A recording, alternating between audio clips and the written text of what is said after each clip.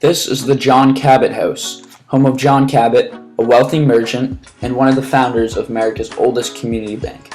John and relatives of his were also well known for being privateers. A privateer is an armed ship that is privately owned and manned, commissioned by a government to fight or harass enemy ships.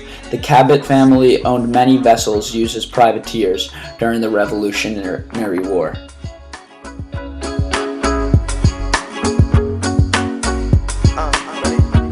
You couldn't call me a saint, you have to call me a sinner.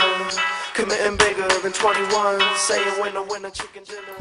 During the Revolutionary War, the newly formed Continental Naval System was very weak compared to the British Royal Navy.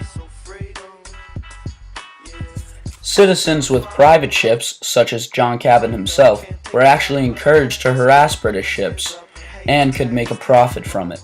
Give me one good reason I shouldn't walk on out that door and count that cash that could be caught without your walk upon my... About 90,000 American men went to sea as privateers, making the number of men equal to the number of combined militias and Continental Army.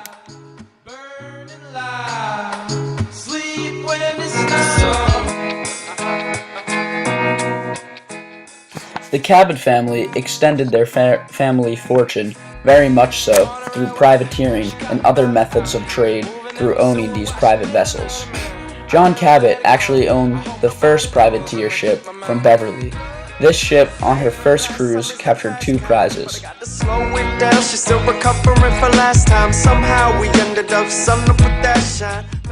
Considering that the British Royal Navy was the world's best naval system, this was a huge accomplishment, not only for John Cabot himself, but for American privateers everywhere.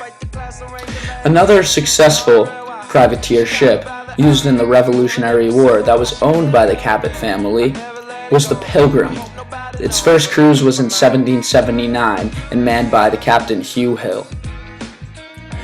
Hugh Hill was one of the most successful of all Continental privateer captains in the whole Revolutionary War. On the Pilgrim's first cruise, Hill and his crew of brave men captured 6 British prizes.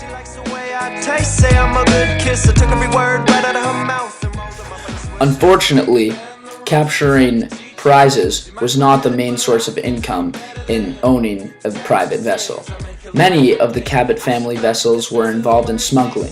This smuggling consisted of opium trade, rum trade, and slave trade.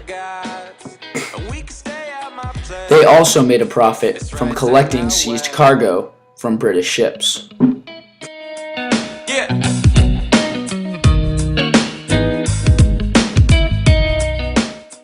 During the Revolutionary War, the United States Continental Naval System was very weak, especially compared to the British Royal Navy, which at the time was the largest and most powerful naval system in the world. The U.S. Continental Navy had a total of 64 ships, 1,242 guns on ships, and captured a total of 196 enemy ships. The weakness of the United States Continental Navy would lead to the critical necessity of privateering. Privateers in the United States during the Revolutionary War had a total of 1,697 ships, 14,872 total guns on ships, and captured a total of 2,283 enemy ships. And in return, they only had 1,323 ships captured by the British.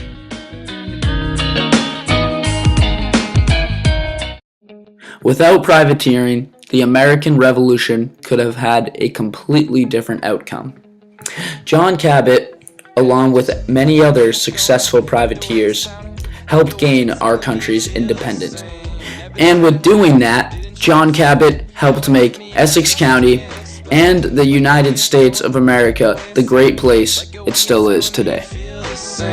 Never tried to hide it, didn't try to fight it. Now it hit me and I just can't explain. After sunrise passion, she continued to grasp a phone, her other hand over her chest. Behind a smile, she wanna borrow a couple coins for the bus ride. Almost 5 minutes till a sight test. She promised to leave, and I guess I believed her. Don't need to change the key like Lex Luger. Never up the belly of a Buddha. I have luck.